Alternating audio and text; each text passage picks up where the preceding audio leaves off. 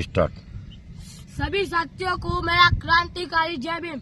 किसी से मुकाबला करने के लिए ब्रेन मायने नहीं रखता है, दम होना चाहिए। जो अपने पुराने बुजुर्गों में ठूस ठूस के बड़ा था, वो अपने किरदार में इतनी अकड़ रखते थे, जो भी उनसे मुकाबला करते थे वो उनकी हस्ती हंसते हंसते बर्बाद कर सकते थे।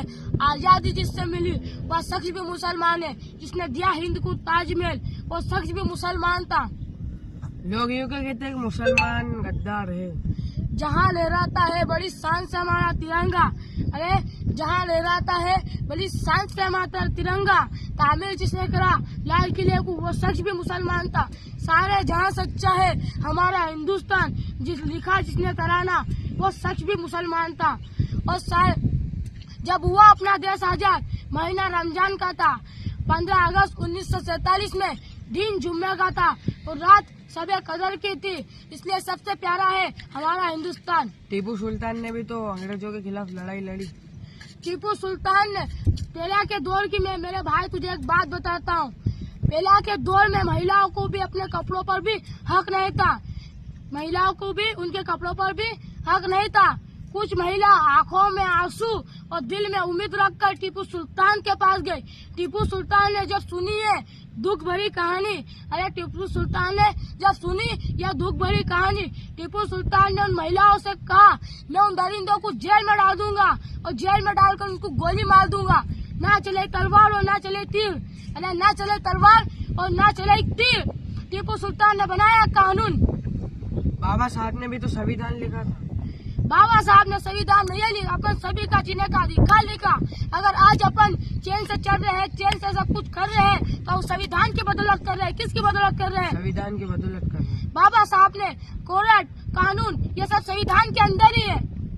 और बाबा साहब ने तो अपने अपने 4-4 बच्चों की कुर्बानी दी थी, यानी अपने इस देश को आजाद कराने के लिए। यानी किन्होंने कुर्बानी दी थी, यानी कितने शहीद हुए थे, अरे न जाने कितनों ने कुर्बानी दी थी और न जाने कितने शहीद हुए थे। सैकड़ों उलमाओं को फांसियों पे लटका दिया, सैकड़ों उलमाओं को फांसियों पे लटका दिया। और तुम क्यों तोड़ते हो बाबा साहब की मूर्ति? क्या तुम उनके विचार तोड़ पाओगे? बाबा साहब तो हर किसी के लिए लड़े थे, क्या तुम किसी के लिए लड़ पाओगे? बाबा साहब तो नारी और समाज हर किसी की हक की लड़ाई लड़ी थी, क्या तुम किसी के लिए हक की लड़ाई लड़ पाओगे? बाबा साहब ने तो अपने 4-4 बच्चे खोए थे, क्या तुम अपना एक भी बच्चा खो पाओगे? तुम क्यों तोड़ते हो मूर्ति मंजिल और मस्जिद की? क्या तुम कभी भी इंसान बन पाओगे? टीपू सुल्तान ने सबसे पहला मिसाइल बनाई थी अंग्रेजों के खिलाफ, और जिसने परमाणु बम का उपयोग करा था अब्दुल कलाम आजाद थे। जय हिंद, जय भीम।